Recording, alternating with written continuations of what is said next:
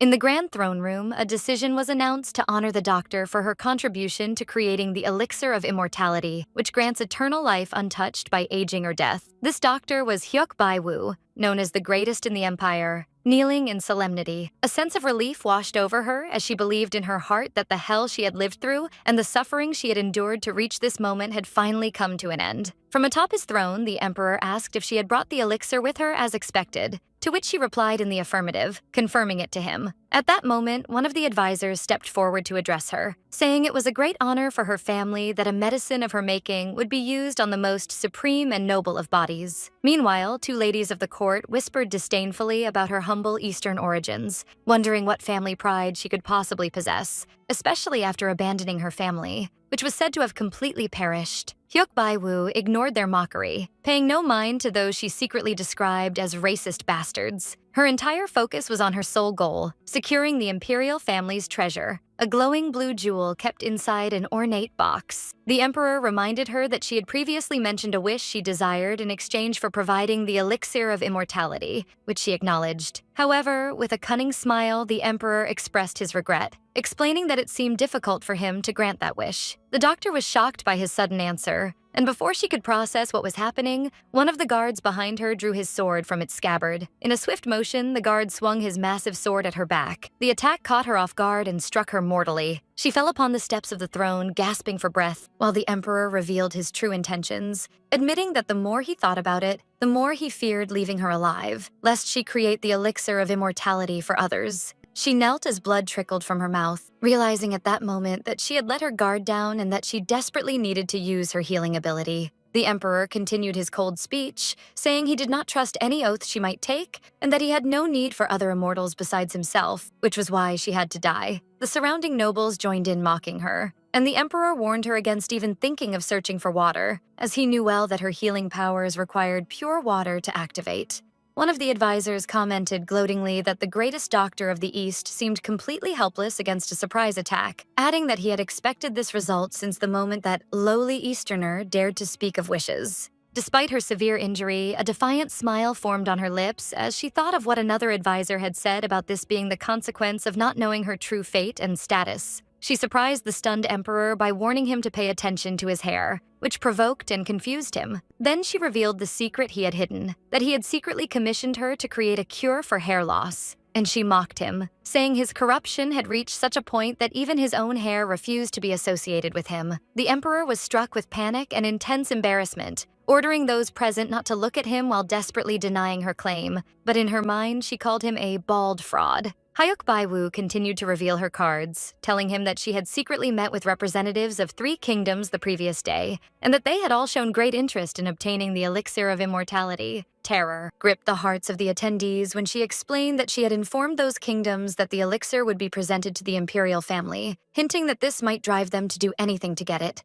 The emperor flew into a rage when he realized her actions meant an inevitable war was imminent. He screamed at her, calling her an evil woman, while she staggered from the severity of her wound. As her body reached the brink of collapse, she lay on the ground, realizing that this was the end. Thoughts of her life raced through her mind, how she thought her extraordinary genius would change her fate, only to realize in the end that working alone was futile. She wondered if the outcome would have been different if she hadn't been alone, if there had been someone to support and back her on her journey. She closed her eyes, lamenting her failure in this life as well. With her final breaths, she bid everyone farewell, sincerely wishing for them all to die miserably in the midst of the war she had ignited. She remembered one last thing, revealing with a sarcastic smile that the elixir of immortality she had provided was nothing but a fake deception. Suddenly, a sharp, childish cry erupted from her. As time had rewound her amidst a whirlpool of mechanical gears, she woke up to find herself a young child again in her bed, possessed by anger, mourning her failure once more. What pained her more was the realization that this failure meant she had to live another 20 years in this body. She began to recall the reason for her existence in this strange world, realizing that everything she was going through was due to being summoned into the events of a novel her friend was obsessed with. That friend would not stop talking about child-rearing novels, and she had talked about this specific novel until she was tired of hearing about it. One day she woke up to find herself trapped in this novel world,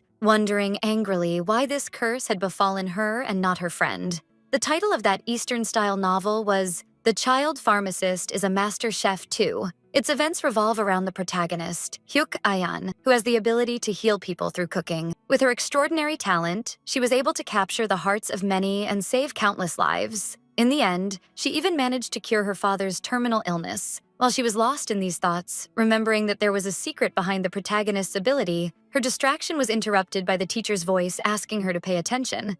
The teacher interrupted her, asking her to focus on the lesson. She felt bored and annoyed, thinking to herself that this was the fourth time she had lived through this situation.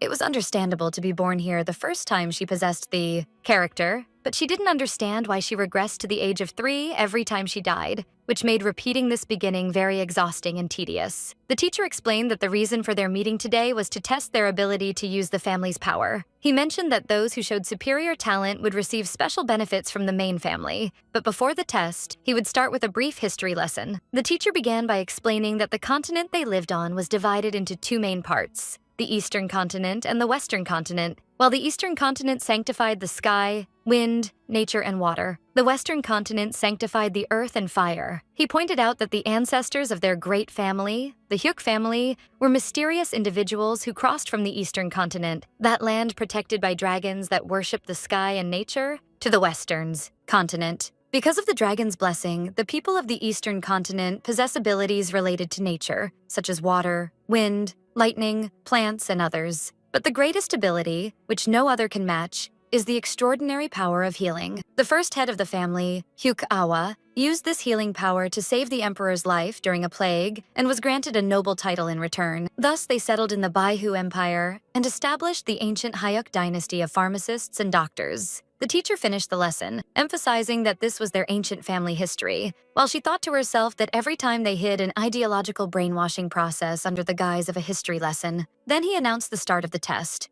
asking the children to focus on the tools placed before them. In front of each child was a cup of water, a fan, and a mineral ore, and they had to choose what they preferred. She noticed with surprise that they had actually used pure water this time. Finally, the teacher explained that they had to use those tools to treat the patient assigned to each of them, revealing a room full of bedridden patients. She realized that these patients were nothing but people brought from the slums to be test subjects. Terror struck the other children upon seeing the patients, and they began screaming and crying, calling for their fathers and mothers and wanting to return to their homes. She approached the patient assigned to her and noticed that he was in great pain, suffering from severe bed sores and a pungent smell of pus. She was possessed by anger at the cruelty of this family that tasked children with treating patients in critical condition, only to discover those with abilities among them, wondering what sin the children or the patients had committed to deserve this treatment. Despite her intense indignation at this cursed family, she suppressed her rage. One of the supervisors tried to force her to sit, warning her not to get up,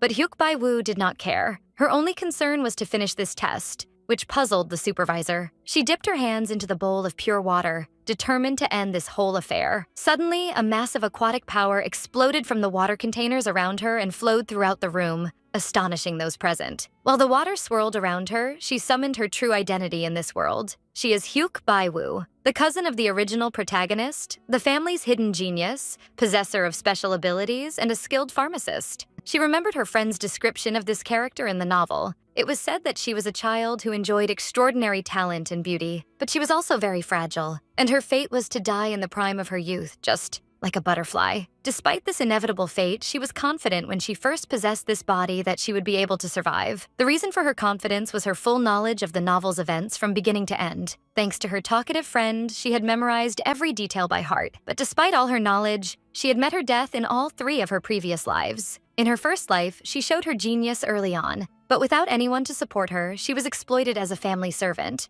and her life ended when she was killed by a rampaging patient. In her second life, she decided to hide her genius, believing that excellence could be poisonous, and lived diligently, but died falling from a cliff with an unconscious patient she tried to stop from harming himself. In her third life, she had enough and decided she could no longer bear this situation. She abandoned the original story, and that cursed family, remembering the existence of a treasure in the imperial palace, said to grant wishes. She resolved to obtain that treasure and return to her original world. But this path led to her death again at the hands of the crown prince, whom she described as a bald bastard, after she succeeded in becoming the greatest doctor in the empire. Through this bitter experience, she realized an important truth. She realized that the hatred and discrimination rooted in the bones of this empire against Eastern immigrants were not something she could overcome alone, no matter how hard she tried. She needed allies and a power base of her own, and she would only find this power in her family, the Hyuk family. With this new realization, she returned her focus to the test. She already knew that all these patients were suffering from an epidemic fever. She had witnessed this situation 4 times before, and there was no longer any need for diagnosis. She knew the treatment well, which was mixing a certain root with dried herbs, and using her ability, she began preparing the medicine. The water in her hands turned into a glowing golden liquid.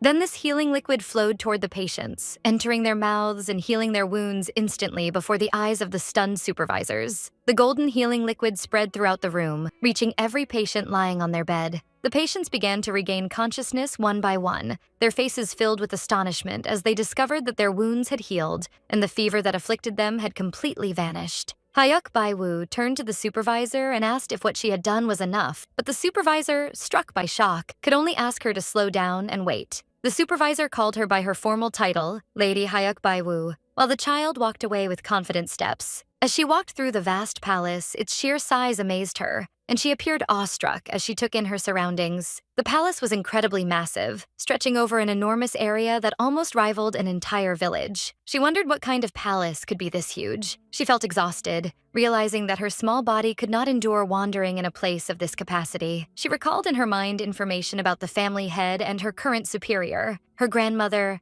Hyuk Moran, who had 5 sons and 3 daughters. But fate was lying in wait for this family. One of her daughters and one of her sons died, while another son disappeared under mysterious circumstances, leaving only 3 sons and 2 daughters. Unfortunately, the 3 remaining sons were afflicted with terminal illnesses and became confined to the east wing of the palace. One of these 6 sons was her father, and the other was the father of the story's protagonist, Hyuk Ayan. It was natural for these great warriors, who were once famous for their strength, to end up bedridden after being exhausted by incurable diseases. The Hyuk family was slowly crumbling and heading toward ruin and disappearance. For this reason, the family head was feverishly seeking a genius to lead the family and save it from its fate, holding periodic tests gathering everyone, from distant relatives and illegitimate children to detained children like her. But Hyuk Bai-woo knew from her previous experiences that no matter how distinguished a person's performance in these tests was, it was impossible to catch the family head's attention. The aunts who controlled family affairs from behind the scenes intentionally withheld information secretly to exclude any potential competitors for their children. She realized that what happened in her previous life would repeat itself, so she decided there was no need to take the hard road again, and that the best way was to follow the path of the original story. But there was an obstacle. The protagonist, Hyuk Ayan, was only 2 years old and could not help her at the moment. This meant she had to pave the way herself first. Her new plan required removing the obstacles from the protagonist's path so she could shine and sparkle. She had to make her the head of the family as soon as possible. In this way, she was confident she would get another chance to enter the imperial palace with her, and then she would be able to obtain the treasure and return to her original world. To achieve this, she had to find a certain person first and foremost. While she was lost in her thoughts, she tripped over something and fell on her face in pain. She held her nose, feeling pain and dizziness. When she raised her head, she found herself in front of a handsome man lying on the ground, and he was the one she had tripped over. She realized at that moment that she had found the one she was looking for, the youngest son among the 3 brothers confined in the East Wing. He was her uncle, and the father of the novel's protagonist, Hyuk Barang. She approached him and tried to wake him, shaking him gently while calling him uncle. And when he didn't respond, she slapped his cheek hard. She repeated her attempts to wake him by slapping him over and over, but he didn't budge an inch. Rather, it was her small hand that finally pained her. She realized his condition was more serious than she expected. The reason for his sleeping in the middle of the hallway wasn't because he enjoyed sleeping on the floor. He was suffering from an advanced case of narcolepsy and sleepwalking, to the point where living his daily life became impossible. And this was the terminal illness that afflicted her first patient in this life, her uncle. Despair possessed her as she saw that he did not respond even after she struck him in this manner. She looked at her reddened palm with resentment. She wondered if his body was made of steel, as the pain in her palm was increasing instead of him waking up. She decided to treat herself first, so she took out a bottle and poured water into a small bowl. She had to treat herself first. She used her first ability, self-healing using water, where the water surrounded her hand and began treating it. But this ability required extremely pure water to work. She felt better immediately, but she remembered with regret that this healing method only worked for herself. But that was okay. as she possessed a second ability. She returned her focus to the most important problem at the moment, how to wake her uncle from this deep slumber. It seemed clear that he would not wake up easily, but she did not intend to give up. This was her fourth life. She was determined not to waste a single day, and this would be her last attempt. She gathered all her strength and delivered another resounding slap to him, but even this attempt failed. Suddenly, her uncle grabbed her wrist firmly. Then he lifted her away from him, holding her by her clothes. Finally, her attempt began to bear fruit as he started stirring and yawning. Her uncle said mockingly that it was the first time he had been subjected to such an assassination attempt. He continued holding her by her clothes and asked her who she was. She remembered at that moment her friend's words in her previous world describing the novel's protagonist as a princess. She also remembered her description of her uncle as having a terrifying tongue, while her uncle was asking her if she wanted to die. His grip on her clothes tightened until she almost choked. She screamed at him with difficulty, identifying herself as Hyuk Bai-woo and calling him a fool. He was shocked by her audacity, screaming in anger,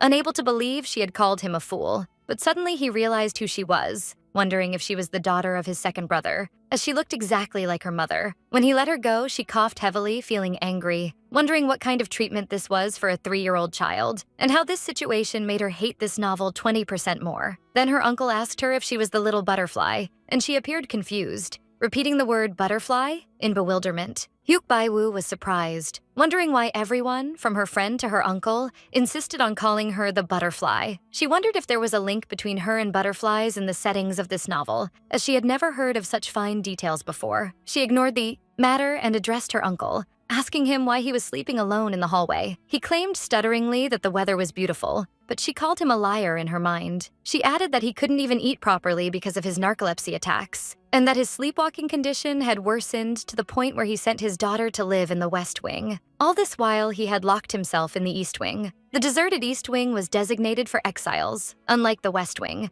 which housed the administration and the main family buildings. This wing was the refuge for the family head's 3 sons suffering from incurable diseases. Among its residents were also Hyuk Bai-woo and one of her cousins. She remembered that of these 3, only one was cured by the protagonist, Hyuk Ayan, after 10 years had passed. As for the rest, including her father, they died before then, and although this would happen after a long time, she did not have the luxury of waiting. This was the core problem. She could not wait a full 10 years. She needed to obtain the imperial treasure as soon as possible. She sat in front of him and suggested they cooperate together since their interests were mutual. Then she whispered to him that she would tell him a secret no one else knew. She told him simply and confidently that she was a genius. He looked at her disdainfully and asked, "So what?" Then told her to go talk her nonsense somewhere else. She was not affected by his coldness. Instead, she dropped her next bomb, wondering if he would maintain his stance even if she told him she could cure his illness.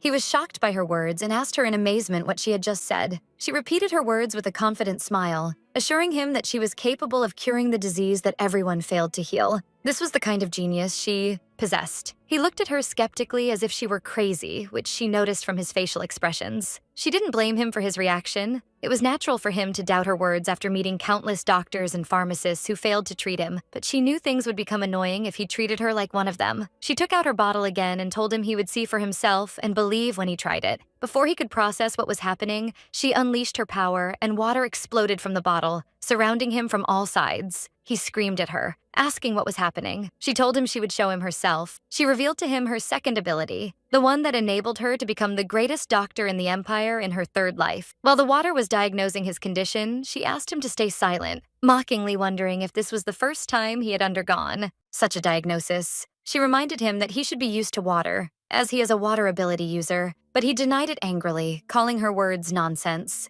But her attention was drawn to a bruise on her body. He then remembered that when he woke up earlier, he thought she was an assassin, which was why he didn't hesitate to use his strength against her. He wondered how this little girl endured his attack without even screaming. During the diagnosis, water bubbles began displaying images and information about his health, much to the astonishment of Hyuk Bai-woo herself, who described what was happening as utter madness. A complex network of information appeared before her, and she wondered about the massive amount of medicine her uncle would need to take. This was her second ability, the power to diagnose patients and create medicine through water. If the disease was one she had treated before, she could create the medicine immediately as long as the ingredients were available, just as she did in the test. But if the disease was new to her, she could determine the ingredients and the prescription necessary for treatment through diagnosis. Thanks to surviving 3 previous lives, she had built a massive database of diseases. This meant she could treat most diseases immediately, but her uncle's disease was a special case. The number 263 appeared before him in a huge water bubble, and she realized then why the original story described his illness as terminal or a curse. He needed more medicine than any dying patient. But fortunately, the initial medicine was simple, and she was confident in her ability to treat him if she had the time and necessary ingredients. When the diagnosis ended and the water faded, her uncle looked at her in shock, whispering weakly, "What the hell is this?" She tried to explain the nature of his illness, but he interrupted, her angrily, blocking his ears and refusing to listen. She wondered in bewilderment why he refused while she was trying to help him, and told him his constant sleep wasn't normal. But he insisted he just slept a lot, and that this wasn't a disease. Angrily, he told her to return to the main house if she had such abilities instead of hanging around this place. So she called him a stubborn old man in her mind, adding that she was used to his kind. She faced him again, questioning the reason for his continued denial of his illness. He put his hand on his head in despair and told her he had been a pharmacist and doctor for many years. He had seen many patients, and most of the doctors who visited him left without being able to do anything. He finally admitted he was sick but refused to listen to her diagnosis. He screamed at her that he was tired of hearing that his cursed disease couldn't be treated, but Hyuk Bai-woo did not give up and warned him calmly that he would regret it if he didn't listen to her. He continued in his stubbornness, mockingly commenting on her audacity and repeating that he would not listen, but she was not affected. Suddenly, she gave up and told him not to listen to her, which surprised him. The uncle was surprised by her giving up so easily, while she was thinking that she wanted him on her side, but she didn't expect it to happen this quickly. She realized he had become sensitive after his long suffering with the disease, so she decided to suffice with seeing his face today and go back. She bid him farewell, saying she would see him next time, but he told her to return to her father. Then he warned her against telling his second brother about what happened between them. As he walked away, she began counting in her mind. 3, 2, 1. And as soon as she finished the count, he fell to the ground, unconscious again. She remembered that her friend once described him as a sleeping prince, but she thought sarcastically that he was more like a stubborn damn uncle. She looked at the bruise on her arm and smiled cunningly. Hyuk Bai-woo looked at the bruise on her arm and decided to leave it for a little longer, then left, determined to make some medicine. Meanwhile, her uncle Barang woke up and felt annoyance and lethargy overwhelming him instead of refreshment. He wondered in bewilderment how long he had spent sleeping this time. He knew that his body, blessed by dragons, was stronger than most people's bodies, and that he could stay alive without food even while sleeping. But this was the most this blessing could offer him. He felt his time was being wasted and thrown away like trash. All the ordinary days, the times he spent with friends, and even the time he should devote to his only daughter. All of that was being lost from him. His child, whom he had once held in his arms, had grown up now and was supposed to be able to call him father. His thoughts were interrupted by Hyuk Bai-woo's voice shouting, "Uncle!" at him. He found her shaking him and trying to wake him by slapping his face, warning him that his face would become crooked if he continued sleeping on the floor. He woke up slowly, muttering angrily, while she was shouting with joy because he had finally woken up. He asked her angrily how she kept finding him in places like this, to which she answered simply that she had lived here for years. So how could she not find him? He grumbled, saying that even his eldest brother didn't dare disturb him while he was sleeping, yet this child came to him every day. He bitterly recalled the memory of his eldest brother and how he used to comfort him, saying it wasn't his fault. He used to tell him that the guilt wasn't his, but rather it was just. He looked at the bruise on Hyuk Bai-woo's arm. Then he exploded in anger, thinking to himself that she was a healer but couldn't even heal her own hand. Finally, he gave up and asked her what she wanted him to do. Hyuk Bai-woo took a small bottle out of her bag and presented it to him. She told him with a bright smile that this was his medicine. He looked at her skeptically and asked if she wanted him to drink medicine made by an uneducated, unlicensed amateur, but she insisted he try it. He asked her sarcastically if she intended to poison him, to which she met his question with another, wondering indignantly if he would actually drink it, even if she admitted it was poison. He replied to her with an apathy dominated by despair, declaring his lack of desire to live anyway and asking her to give it to him, confirming his readiness to die for her. But he was lying. He wondered to himself how he could die and leave his precious daughter behind. Hyuk Bai-woo interrupted him seriously, warning him that death is easier than he thinks. She told him he shouldn't talk about death so recklessly. She reminded him that they were, after all, a family that saves people's lives. She began to list the details of his condition with startling accuracy, saying his first symptoms appeared 12 years ago when he collapsed during a gathering at the main house. She continued, explaining that now, when he sleeps, he stays asleep for 3 or even 5 consecutive days,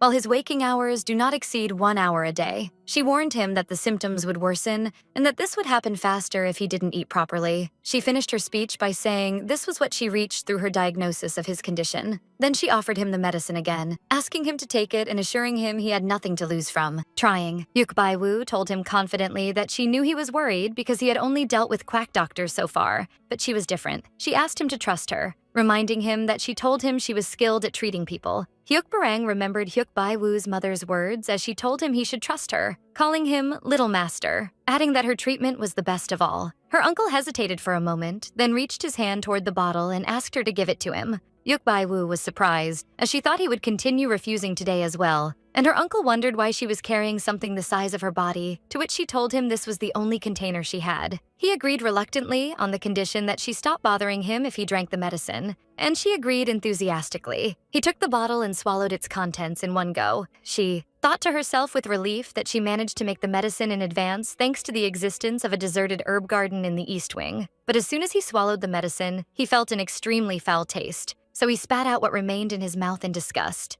He asked her angrily about the taste of this thing and what she put in it, but she ignored his anger and asked him coldly if he had finished the whole dose. She offered him a piece of candy to calm him down, but he refused it, shouting.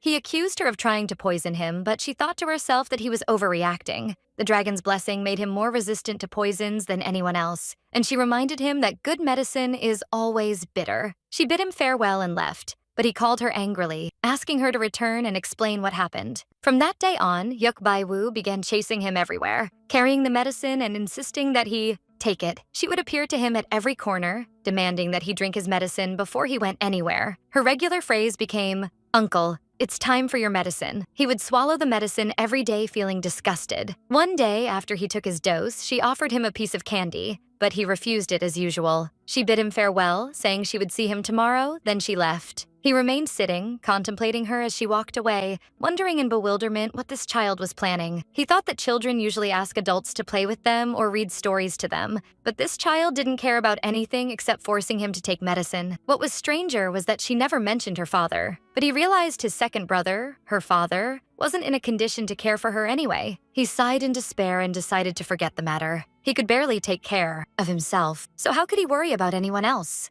But the feeling of guilt haunted him every time he saw the bruises that hadn't faded yet on her small wrist, which made him not even dare to drive her away. He felt restless and thought that this child had really started to get on his nerves. As he was walking in the hallway, he suddenly realized he wasn't sleeping. He wondered in surprise how much time had passed, and had he stayed awake for more than 2 hours recently? He remembered he woke up at 2 in the afternoon, and now the clock indicated 5 in the evening. He realized the medicine had started to take effect, so he muttered with light anger, calling her, "That damn kid." While Hyuk Bai-woo was wandering in the herb garden, she felt a strange sensation, as if someone was talking about her. She wondered if that was just an illusion, then shook her head to ignore the matter. She held some medicinal herbs, and thought that, as she expected, it was difficult to find good herbs in the neglected East Wing garden. Since they were a family of healers, there were patches of herbs scattered throughout the East Wing, but they were completely neglected due to being deserted for a long time. She could manage the second batch of medicine with what was available, but after that, she would have to go to the market to buy the necessary ingredients. This meant leaving the walls of the Hyuk family estate. She knew that one of the 3 largest medicine markets in the empire was located just outside these walls, but she needed a guardian to leave the estate, and she wondered if her uncle would agree to accompany her. For although he started staying awake for longer periods, she wasn't sure if he would be strong enough for a trip to the market. But anyway, it was time for her uncle to realize that the medicine she was offering him was effective. At that moment, she heard an angry voice calling her, "Kid!" She turned to find her uncle running toward her in anger, and terror possessed her as she thought that if he caught her, her fate would be death. She started running to escape from him, but he caught up with her, shouting and asking why she was running. She answered him while panting that she was running because he was chasing her fiercely. He denied that he was chasing her, and in a quick movement, he stood in front of her. She screamed, warning him that they would collide, but he caught her in the air with lightness and skill. With a smile etched on his face, he pointed out his success in catching and securing her this time, boastfully asking if he had really done it safely. But she started coughing heavily, which raised his concern. He asked her worriedly if she was okay, to which she answered angrily that she ran suddenly and couldn't catch her breath, adding that her health wasn't good. After she calmed down a little, she asked him why he came looking for her suddenly. He smiled broadly. Then he held her by her shoulders and asked her eagerly what she had fed him. She realized with joy that he had finally noticed the effect of the medicine. She was overwhelmed with happiness because she had finally succeeded in winning his trust. Not just anyone, but the father of the novel's protagonist. This was a huge step forward, and she was confident that things would go smoothly from now on, so she turned to him and asked him to listen to her story. But before she could finish her sentence, she saw his eyes lose their luster. She looked at him in amazement as he collapsed onto the grass. He had fallen into a deep sleep once again. Despair overwhelmed her as she cried out at him in indignation, wondering if he was joking with her, expressing her shock at his falling asleep at this specific time, and at the moment when events were about to develop and move forward. On that day, the cry of Hyuk Bai-woo, filled with oppression, echoed throughout the East Wing. Hyuk Bai-woo sighed in despair, wondering why he had to fall asleep at that exact crucial moment, for it was said that misfortunes never come alone. She realized she had no other choice but to move forward on her own, even though she had hoped her uncle would accompany her. She headed toward the home of her eldest uncle, the eldest of the 3 confined brothers and another patient living in the East Wing. She knew the main hall in the West Wing housed the skilled doctors, pharmacists, and the warriors guarding them. Alongside them were the cousins, the family head, and the aunts, all people she had to surpass one day. To face them, she first had to control the East Wing, which meant winning over the patients held. There to her side, the 3 brothers were the clan's best fighters before their illness, always competing for first and second place. If she could convince just 2 of them to help her path would become much easier. While walking lost in thought, she collided with someone and fell in pain, wondering why she kept bumping into things. The boy she hit raised his head and asked who she was. She recognized him immediately by his unkempt hair. It was her eldest cousin, Hyuk Gai-won. She greeted him with a smile, introducing herself as Bai-woo, but he mispronounced her name. She corrected her name for him, then asked if he was Gai-won, and he was surprised at how she knew his name. She told him they were cousins, that his father was her father's elder brother, and added that she came specifically to see him. He asked coldly why she came to see him. Gai-won asked if she too had come to pick a fight. He thought perhaps, since her father was also bedridden, they might find comfort as comrades in suffering. Hyuk Bai-woo noticed the venom in his words, but she understood his position, as some caregivers become just as sensitive as the patients they tend to, especially someone like Hyuk Gai-won, who had been nursing his father alone since age 5. She remembered her father was sick too, but pushed the thought aside, refusing to think about it now. He interrupted her thoughts, saying he had nothing to discuss and asking her to leave. She tried to stop him, but he said he was busy and had no time for her eldest uncle's affairs. He said sharply that her father's illness was her responsibility alone. He left her standing there, so she thought of his cruelty, especially since she came specifically to treat his father. She sighed in despair and decided to return later, realizing she couldn't face the dangerous eldest uncle without Gai-won or her other uncle by her side. As she walked away, she heard a voice mocking Gai-won, saying his devotion to his father was truly a sight to behold. The bully wondered if he was still persistent in this futile care and that it was time to give it up. She recognized the voice immediately. It was her eldest aunt's son, Hyuk Dae-wee, mocking Gai-won and calling his father insane. She looked at him in disgust, thinking how he dared say that. She didn't expect to run into him here again. She remembered that the Hyuk children are given 2 paths, either to become doctors and pharmacists who heal others, or warriors who protect them. But Hyuk Dae-wee, despite lacking talent in both paths, used the eldest aunt's influence and seized every opportunity available to him. Hyuk Bai-woo recalled that her 3rd life was particularly ridiculous, then reflected that the whole life was strange in many ways. First, the protagonist Hyuk Ayan suddenly became cautious. Then the grandmother, the family head, died early, followed by the eldest aunt who inherited the position shortly after. And finally, Hyuk Dae-wee became the head of the Hyuk family. She remembered her confrontation with him, how he asked mockingly if she truly thought leaving the family would change anything, and that she was nothing but his puppet. The family led by this bastard interfered in her affairs at every turn. When she reached the edge, she planned to destroy the entire Hyuk family herself, but in the end, the family didn't fall by her hand. It fell by someone else's hand, her cousin, Hyuk Gai-won. In the original story, Gai-won was supposed to be imprisoned early for his brutal attack on Dae-wee's followers. Because of that, the eldest uncle died quickly as his condition worsened without proper care. After that, the protagonist comforted the grieving Gai-won, who regretted his father's death and took him as her companion. But in her third life, Hyuk Ayan disappeared, causing the story to derail completely. At that time, she was too busy trying to escape the family to notice anything else, but realized there must be a clear reason for her third life's sharp deviation from the original story, and she had to think about this in her current life too. Her thoughts were interrupted by Gaiwan's voice ordering Hyuk Daewi to stop picking fights and get lost. Hyuk Daewi provoked him, telling him to look at his face and asking mockingly if he wanted to punch him, inciting him to actually try and do it. Daewi thought to himself that he would see how far the madness of this bastard's son could go.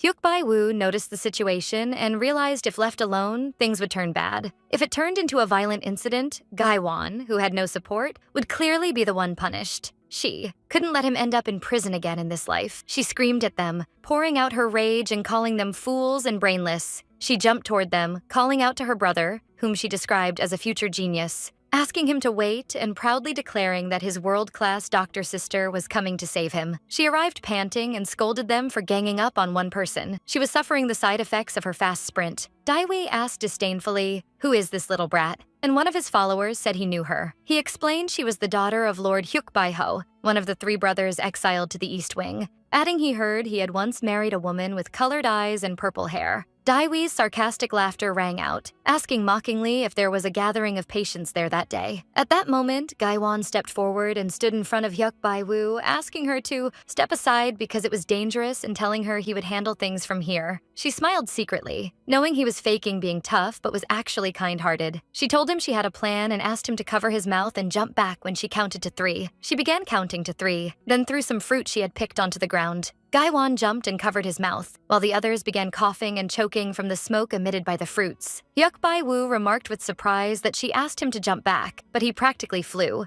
adding that a good assistant is one with quick wit. Hyuk Daewi screamed while coughing, telling his followers not to panic as these were just pirate fruits. Hyuk Bai-woo wondered mockingly if this was what they meant by saying, "Even rotten fish still has value." Then she spat the plant that was in her mouth onto the ground. She explained in a haughty tone that this fruit is used as a primary fuel for smoke bombs in these parts, but she added she doubted they knew this part. Gaiwan noticed the smoke's color changing and became worried. Hyuk Bai-woo remarked that mixing the stem sap with the fruit turns the smoke into toxic smoke. Daewi's followers began feeling stomach pains and intense itching. Daewi screamed at her angrily, asking who she was and what she had done to them. She asked him with an innocent smile how he felt. He attacked her while screaming, calling her a little bug the size of a rat. But Gaiwan intervened just in time and stopped him. Then he kicked him hard in the stomach, causing him to fall. His followers looked in shock as they saw their master Hyuk Daewi on the ground. Gaiwan ordered them to take him and leave, threatening them with the same fate if they didn't go. The followers carried their collapsed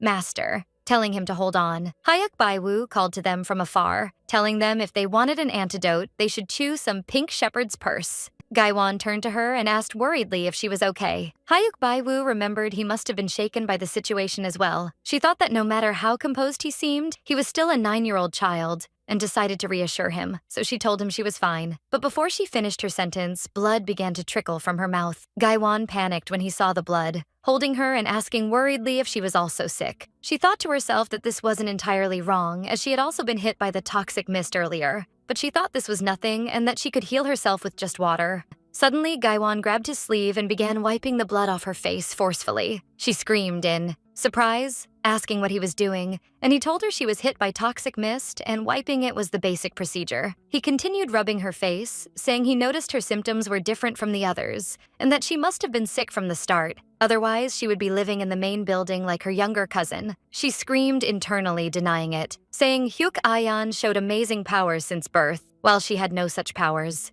He held her face and told her to sniff, so she wondered why she should sniff. She screamed in pain from his forceful rubbing, thinking this body had self-healing abilities. After things settled, Hyuk Gaiwan sat with Hyuk Bai-woo to understand what happened, asking if she said she had a healing ability. She confirmed this, explaining she was treating their youngest uncle and his condition was improving, and that she came to him to treat his father too. She thought to herself that if her uncle were awake, things would be a bit easier, but he was completely useless at that moment. Gaiwan said he understood everything despite it being hard to believe, but he still couldn't let her meet his father. She asked in bewilderment why, wondering if he didn't trust her skills. He denied it, explaining the reason wasn't a lack of trust. He told her his father was currently in the berserk stage. In this state, only the hunting instinct remains, and his illness turns into a malady that destroys everything around him. Hyuk Bai-woo explained that her uncle Hyuk Bai-won was particularly dangerous when he had killing intent. She heard he was an amazing warrior before his illness, possessing lightning abilities, and the imperial family was desperate to include him in their ranks. Gai-won explained his father's illness goes through two distinct stages, the normal stage and the berserk stage.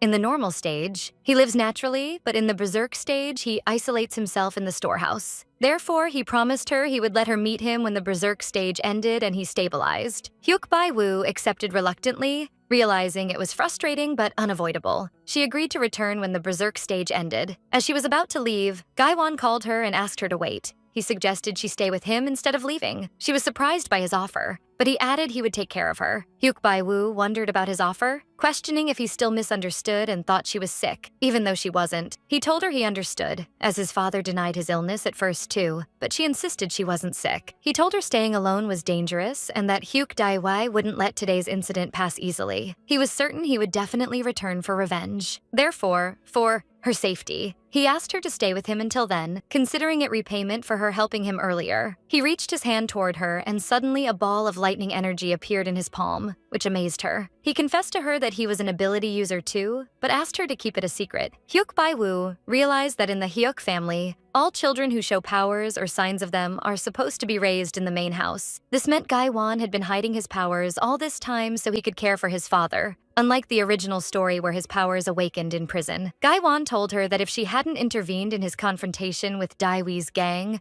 things wouldn't have ended this way. He added that if he were punished, his father would certainly be sad, so he asked her to consider his offer a way of giving back. Hyuk Bai-woo thought he was saying commendable things, then he added it would be better for her to live with him, rather than living in the pigsty she currently resided in. Hyuk Bai-woo resented Gai-won's description of her room as a pigsty and asked angrily what he meant, but she couldn't deny her room was indeed messy. Thus, she ended up staying in Gai-won's unexpectedly comfortable residence. She was enjoying a delicious meal he prepared for her. She discovered he was not only skilled in martial arts, but his domestic skills were top tier as well. He brought water at dawn, prepared meals, and made medical tonics. He was truly an excellent caregiver. Above all, she hadn't had a warm meal like this in a long time, as she had been living on grass until now. The maids in her father's house weren't stingy with ingredients, but all the food went directly to her father's place, and she had no desire to go there. In fact, she had no intention of ever going there. She interrupted him while eating and asked when she could meet his father. He thought for a moment, then told her he should be fine today.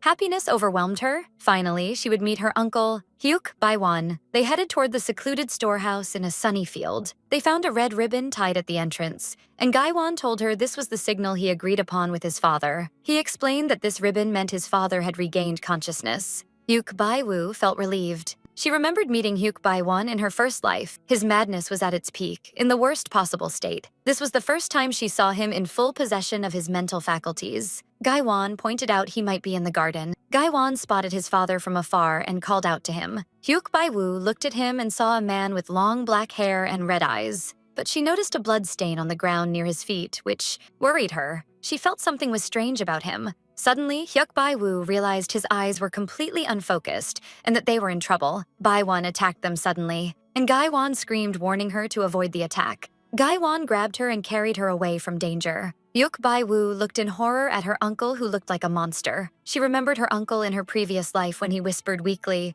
asking them to flee. She saw horrific scenes of him killing people, but he tried to stay away from her at that moment. In the blink of an eye, Bai-won attacked again, but Gai-won grabbed her again, carried her on his shoulder, and began running away from his father at full speed. Gai-won asked her as he carried her and fled why she didn't use water attacks or anything like that, and she answered she couldn't. She poured out her rage internally, cursing her luck for being only a healer and telling herself if she had such power, the crown prince would have been the first victim of her killing blows. Meanwhile, Gai-won was wondering about his father's state. Gai-won wondered in bewilderment why his father's madness hadn't ended yet, as it was supposed to have ended long ago, and he was certain his father was the one who put the ribbon at the entrance. Hyuk Bai-woo asked him to calm down and listen to her carefully. explaining they needed medicine to deal with her uncle and that making medicine takes time. She asked him how many minutes he could hold out against his uncle, but he corrected her question to how many seconds. He replied he could only hold out for 30 seconds, so Hyuk Baiwoo realized this time was not enough at all and began using her water healing ability. It was supposed to be a diagnostic ability, but she used it to restrict the rampaging uncle's movement. The water bound his entire body, much to his surprise and shock. Hyuk Baiwoo screamed at Gaiwan, saying she couldn't hold out any longer. Despair possessed her, wishing her ability were more advanced, or if her other uncle were there to help her. Gaiwan drew his sword, admitting he didn't have much confidence in his ability to face his father, as he hadn't been able to withstand him for more than 3 rounds before. But he added that thanks to the time she bought him, he was able to gather lightning energy and that he had no choice but to try. He jumped in the air and attacked his father with force. The two clashed in a flash of lightning. Hyuk Baiwoo was surprised that Gaiwan was fighting better than she expected, but his father's strength was greater and he succeeded in pushing him back. She wondered to herself if her uncle was going easy on him, but Baiwan dealt him a powerful blow that knocked him to the ground, and Hyuk Baiwoo screamed, his name in concern. Then Baiwan's attention turned toward her, which left her in shock and despair. Hyuk Baiwoo realized there was no way to avoid an attack of this magnitude. Gaiwan screamed, calling his father. Hyuk Baiwoo closed her eyes, cursing her luck, wondering who would have thought her 4th life would end in record time, even though she succeeded in treating her uncle this time and thought things would be different. But suddenly, she heard a mocking voice asking if she shouldn't avoid a punch coming her way. She opened her eyes to find her other uncle, Barang, had stopped the attack. Barang woke up grumbling about the situation he found himself in. Hyuk Baiwoo called out to him in amazement, wondering how he came here, since according to his sleep cycle, he was supposed to stay asleep for 4 more days. He asked boastfully what she would have done if he hadn't come, commenting that his appearance at the right moment was wonderful. She spoke to herself, wondering what was wrong with that man and if he was a total narcissist. Baiwan growled in anger. Barang said confidently that she might not know it, but he was somewhat of an important figure. Then he unleashed his massive water power, which completely bound Baiwan. Hyuk Baiwoo noticed his water was completely different from hers. Hyuk Baiwoo realized her ability was just a medium for healing, while her uncle's ability was clearly oriented for combat, and wondered if this was Hyuk Barang, the clan's greatest water mage people always talked about. Barang cursed his bad luck, having to face his eldest brother at a time when he couldn't use his power properly, as water is very weak against lightning. He called to Hyuk Baiwoo and told her he couldn't hold out against his rampaging brother for long, and asked if there was a way to stop him. She answered in the affirmative and asked him to just buy her some time. Barang agreed immediately, confirming he just needed to hold out. Suddenly, Barang used his ability to protect Hyuk Baiwoo from a lightning attack Baiwan launched at her. Baiwan screamed in anger, and Hyuk Baiwoo wondered in amazement when her uncle managed to launch it. Barang told her her medicine was impressive, but he added that he told her he wouldn't hold out for long.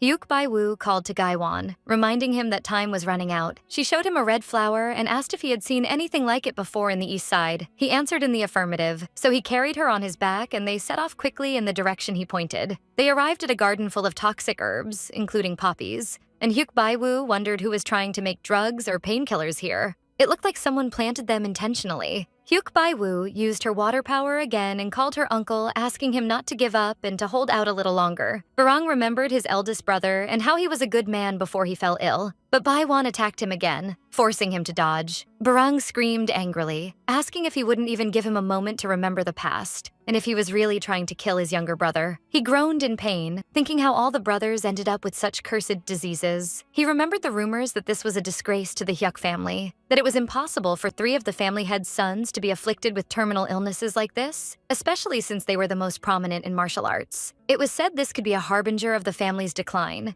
and that this affliction might pass to their children too. Someone wondered aloud if these diseases were hereditary. When Barang heard these words, he exploded in anger and asked the speaker what he just said. The man retreated in fear, claiming he was hallucinating. Barang remembered that moment when the man was screaming in his face, asking for forgiveness. When he left his daughter with someone he trusted and was confined in the East Wing, he didn't have much hope and thought he would deteriorate and die slowly in an endless sleep. But thanks to Hyuk Baiwoo, he saw a glimmer of hope that had faded. He was feeling slightly better, but his body was clearly recovering. He resolved to protect this lifeline. He screamed at his eldest brother, warning him that they would be the only losers if she died. Barang screamed at his eldest brother, reminding him that Hyuk Baiwoo looks like the genius who might be able to cure all their diseases. He pushed him away forcefully while asking him to wake up from his coma. Meanwhile, Hyuk Baiwoo arrived calling her uncle. Hyuk Bai-woo threw him a syringe she had prepared and asked him to catch it. He looked at the syringe in amazement, and she screamed in his face, asking him to jab it into an artery.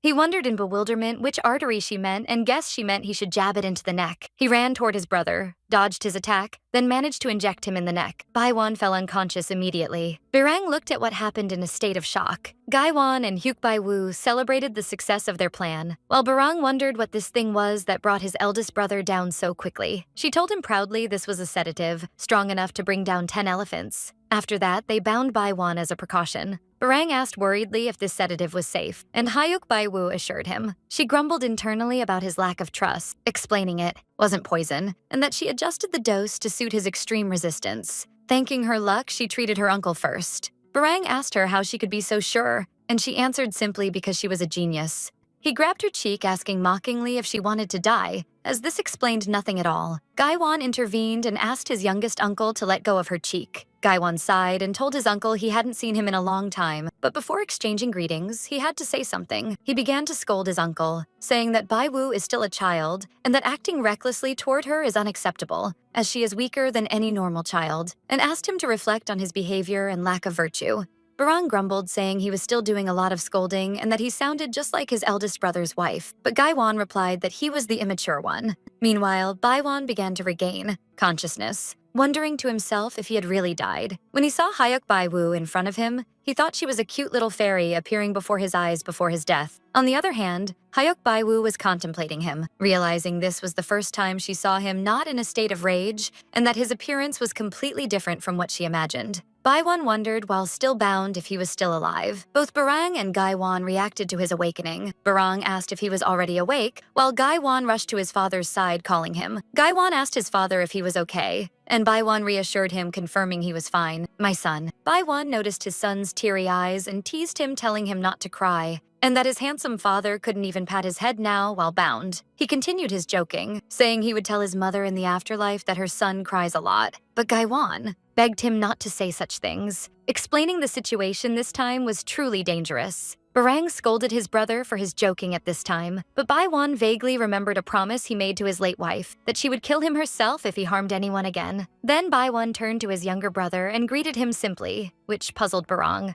Bai-won wondered why he couldn't move his body, and his brother told him the reason was the sedative. Bai-won noticed that the sedative's effect this time was different from usual. Bai-won grumbled that his whole body was stiff and he couldn't move a single muscle, so Hyuk Bai-woo wondered to herself if he was always like this. She thought sarcastically that of course he couldn't move. If he could move after that dose, he would be a kind of super elephant, and realized this was the power of the body blessed by the dragon. For some residents of the eastern continent, like her eldest uncle, received the blessing of the dragon, Yang, who is worshipped as a god in the east, and are born with bodies stronger and more durable twice as much as ordinary people. In the western continent, there is a similar blessing from the western dragon, where they worship their dragon as a god as well. The Hyuk family raises these people to become warriors. In a land full of discrimination, it was natural for warriors to protect doctors, but it was a privilege she never enjoyed. In fact, she truly had no one by her side. She remembered that in her third life, she made a friend with one person, but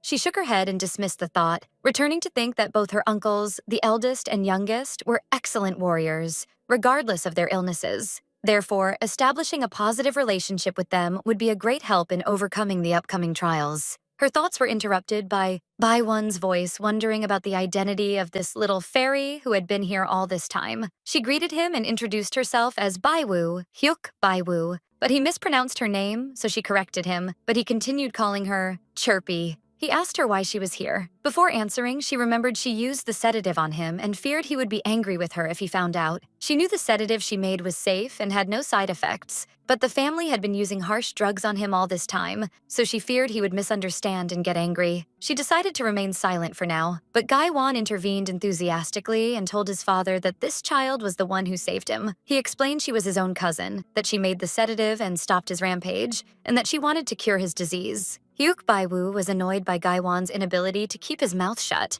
Bai-won wondered if this little fairy was indeed a fairy, then decided to give her that title. She politely asked him to stop calling her that, and he agreed reluctantly. He patted her head and thanked her for helping them. She asked him in surprise if he wasn't angry, and he was surprised by her question. He explained that thanks to her, he didn't harm anyone, though he wished he had turned Barong into grilled meat. So Barang screamed in his face, saying he should be grateful that he went easy on him. Bai-won added seriously that he might have harmed his son too, and that was what he feared most. He looked at her tenderly and told her she was his little savior. Hyuk Bai-woo felt strange. All her life, this family only looked at her as a tool to be used. This refreshing and uncalculated situation was strange to her. He asked if she really planned to treat him and Barang, and she answered in the affirmative. He said he was grateful for her feelings, but there was one thing he didn't understand. He asked her, "Why did you start with them?" He explained she had family closer to her than them, pointing to her father, Hyuk Bai-ho, which shocked her. He meant her father who lived in the East Wing. Hyuk Bai-woo remembered her father, Hyuk Bai-ho,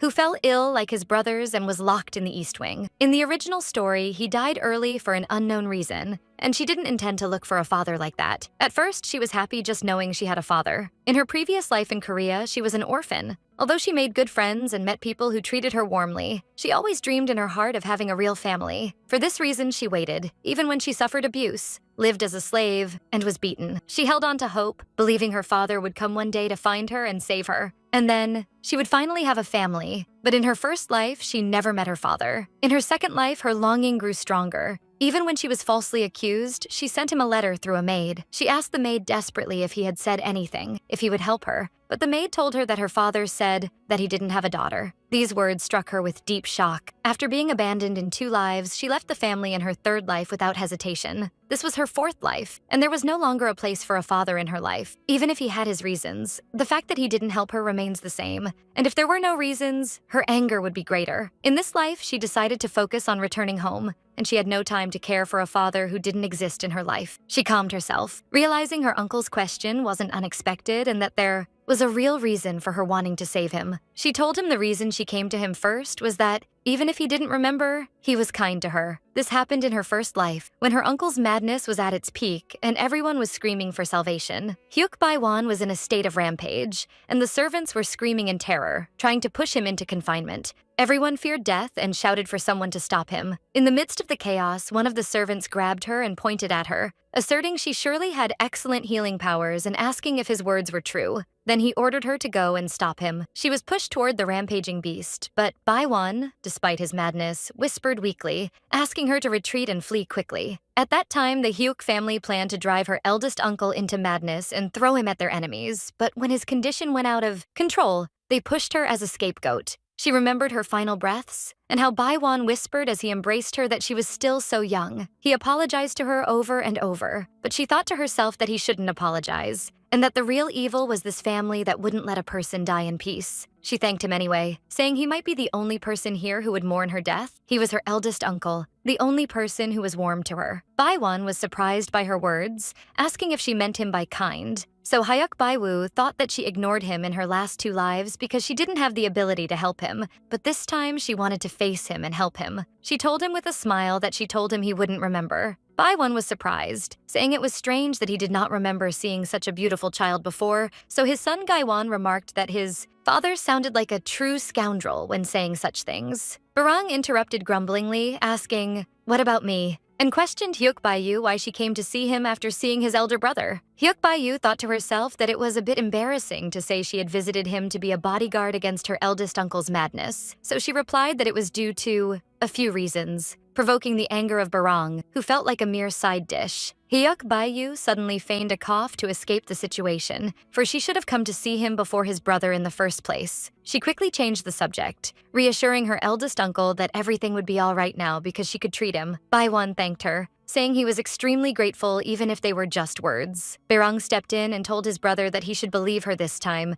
for he himself had been skeptical at first, but he had woken up after 3 days thanks to her. Bai-won was surprised by his words. Barang emphasized that this meant she was the real deal, and not a fraud. Barang added enthusiastically that they might be facing a genius who would become the best not only in the city, but in the entire country. But Bai-won mocked him, saying his younger brother was jumping to conclusions and had become boastful after sleeping all the time. However, Bai-won thought that since his difficult younger brother spoke of her in this way, she must indeed be different from the doctors they had met so far. He turned to Hyuk Bai-yu, saying that she seemed to understand the ways of this place well for her age, and asked her a question. He asked her directly what she wanted in return return for treating them. Hyuk Bai-yu thought her eldest uncle was as smart as she expected, for he noticed that her kindness was not purely altruistic. She told him that she currently wanted him to do only one thing, which was to be her guardian and take her to the medicinal herb market. Hyuk Bai-yu thought that she had now formed a connection with future warriors, and that it was time to move on to the next step, which is the stage of becoming the greatest doctor in the world. But Bai-won told her that he believed that might be difficult. She asked him why, and he explained to her that he and his younger brother were forbidden from leaving because they had lost control of themselves in the past and had a history of harming people. Hyuk Bai-yu was shocked by this news. Barang explained that their bodies were marked with a tracking scent,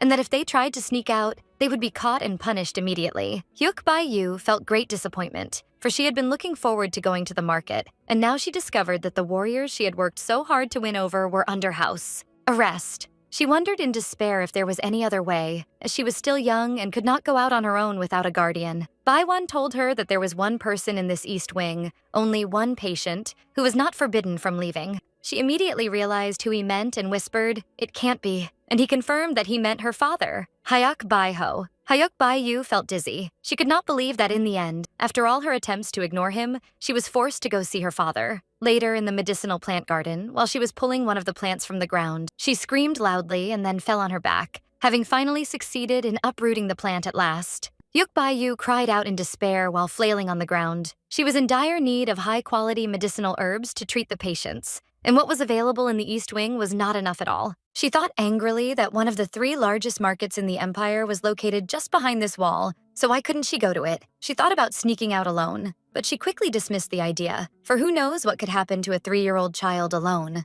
There were factions that kidnapped Hyuk family children to exploit their healing abilities. She sighed in despair, realizing that at this rate she must forget about becoming the greatest doctor in the world. In fact, she would not even stand out within her own family. Her despair was interrupted by the voice of her uncle Barang asking her what she was doing rolling on the ground, so she asked him if he had seen what happened. She laid the blame on him, so he answered her sarcastically, asking if she were an earthworm writhing in the dirt. She replied wittily, saying that in that case he must be the dirt, since earthworms purify the soil, which provoked his anger. At that moment, Gai-won arrived and heard Hyuk Bai-yu's voice shouting his name. Gai-won approached Barang, asking him angrily what he was doing. Gai-won began scolding him, telling him over and over that Bai-yu was only 3 years old. But Barang interrupted, protesting that this was unfair, as this child had pinched him too. Gai-won continued his scolding, reminding him that children must be treated with care, and asked him why he acted like this when he had a daughter of his own, to which Barang replied that he planned to be the kindest man in the world in front of his daughter. Hyuk Bai-yu wondered to herself how that could be possible when he destroyed his image every time he opened his mouth. Gai-won stepped in and said he did not realize his youngest uncle was so ignorant of common sense, and suggested they have a conversation for an hour. But Barang refused angrily, wondering why he would waste his precious time on him.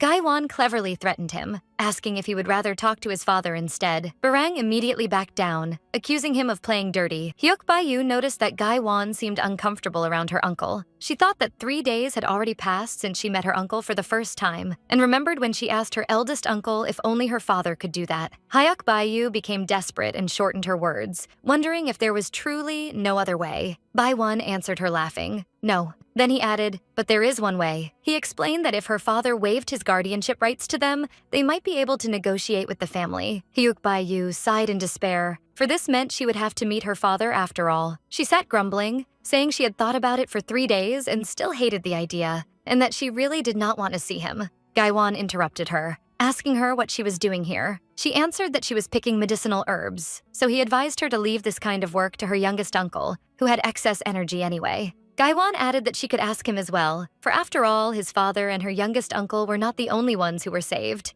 He told her that she was his savior too, and she remembered that she had saved him from going to prison. She patted his head, telling him to grow up strong and become a swallow who returns the favor. Hyuk Bai-yu praised Gai-won, saying he must grow strong and repay his debts. Gai-won answered her in the affirmative. Suddenly, they heard a strange squeaking sound, which piqued Hyuk Bai-yu's curiosity. A small furry creature emerged from Gai-won's clothes and made another sound. The creature jumped into the air and fell into the arms of Hyuk Bai-yu, who caught it in surprise. Her uncle caught her before she hit the ground. The little creature was making strange sounds as it settled in her arms. Baiwan told her that this was a nuso, so Hyuk Yu was surprised by the name and thought it meant cerebral fluid. But Barang mocked her and asked why she was thinking of something so disgusting. He explained to her that he did not mean that, but rather a spirit beast made of lightning. When a natural ability user is exceptionally strong, the power itself gains consciousness and takes the form of an animal. Hyuk Yu remembered that the original protagonist, Hyuk Ayan, had a spirit beast in the shape of a sparrow,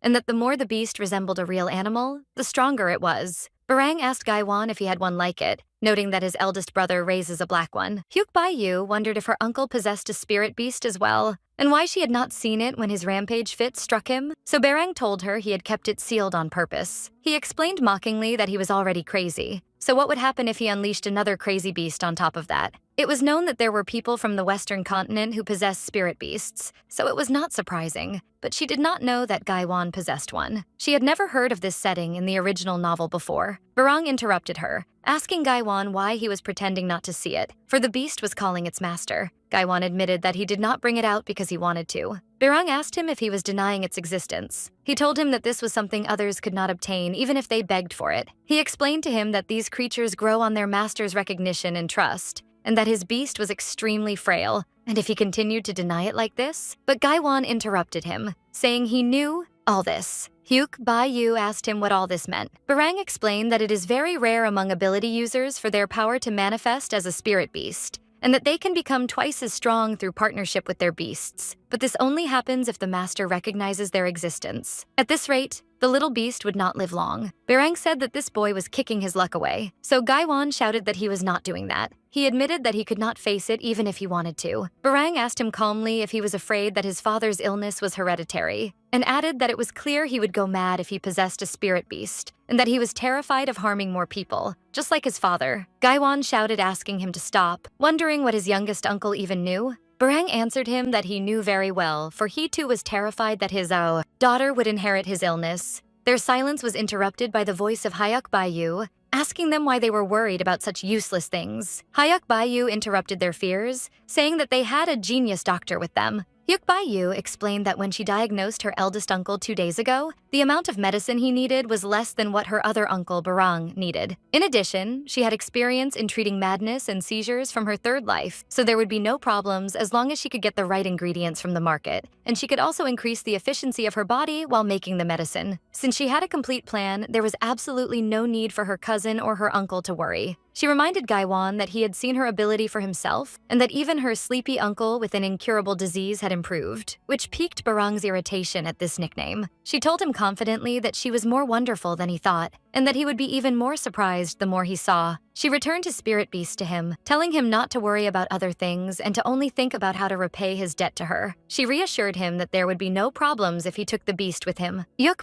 Yu remembered that as far as she could recall, Gaiwan would become dark due to his father's death, but he would not suffer from madness, and she was determined to cure him for sure even if that happened. Gaiwan explained that he did not intend to get rid of his beast or ignore it completely. He admitted that he was afraid and terrified, and even wondered why this beast appeared when he never wanted it. He acknowledged that his uncle was right, and that he had always been afraid of falling ill with the same disease as his father, especially after the last doctor who visited. Them told him it might be hereditary, but now he feels that things might be all right. For even if he hated it, his father's condition worsened, and he had always imagined a future where he would also fall ill, but he no longer believed this would happen anymore. And all that was thanks to Hyuk Yu. He promised that he would work hard to repay this favor, and that since she was amazing, she would need many warriors to protect her in the future. He said he wanted to become stronger too, and that he had been a bad master until now, but he hoped this poor creature would not disappear. He decided to face this child now. He embraced his spirit beast, promising it that he would no longer turn his back on it. Hyuk Yu remembered a line in the original novel saying that the spirit beast and the ability user are life partners, tightly bound to each other.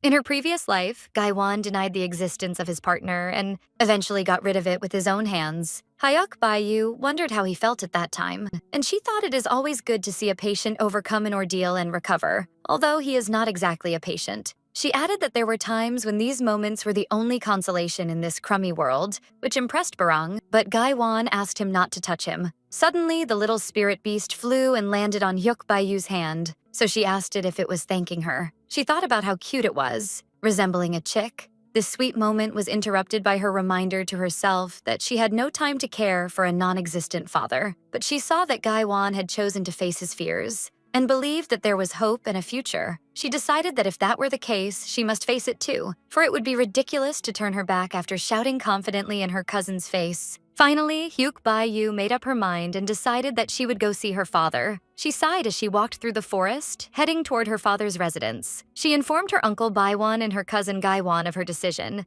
and they appeared extremely surprised. They tried to prevent her from going alone, but she barely managed to convince them that she wanted to go alone this time. This was her father, Hyuk Bai-ho, who had never looked for her throughout her first 3 lives until she finally decided to visit him herself. She heard that her mother died of an illness early on, and that her father did not look for her even then. She had heard a lot during her 3 lives, so she almost knew what kind of disease he was suffering from. But since she decided to face him, she had to think calmly. From a purely practical standpoint, it was better for her to have a father to achieve what she wanted, so she decided to think about how to use him and where she would need him. She decided to go and propose a contract to him and treat him strictly as a mutual contractual relationship, because she did not need someone like a father. She walked through the deserted East Wing, and at its end there was a giant cherry tree. And the person there was her father. He called her, describing her as a beautiful child. He asked her who she was, and emotions took hold of her. She thought to herself, the daughter he abandoned across 4 lives, and realized that this man was her father. She had a lot to say, but before that, she wanted to call him by that name at least once. But what came out of her mouth was the word, uncle. She had to say it with a lot of resentment. He repeated his question about her identity. She noticed how huge he was, and thought she had lost her temper and called him uncle. But perhaps she should stop joking now. In this life, she needed to get along with this man, so she told him she was his daughter. He was surprised by her words, but he answered calmly that he did not have a daughter, so Hyuk Bai-yu thought it was an unsuccessful start. She understood the matter and concluded that his illness must have erased all his memories. His memories of his parents, brothers, friends, wife, and even her. Her father's illness, in Earth terms, was a kind of Alzheimer's, a disease in which memories deteriorate and bouts of mental fog occur frequently. She did not realize this until her 3rd life, but now none of that really mattered anymore. And she told him that she did not mind if he did not remember her. She told him that if he brought her into this world, he should at least take responsibility. So he looked at her, saying he understood, and that he felt he had heard once that he was married. So it might be true. But then he wondered how he was supposed to believe that. When her father moved his hand, Hyuk Bai-yu felt the force of the wind swirling around her, and realized that this was the power of a wind mage, just as her uncle had told her. She remembered her uncle Barang's question about her father's ability,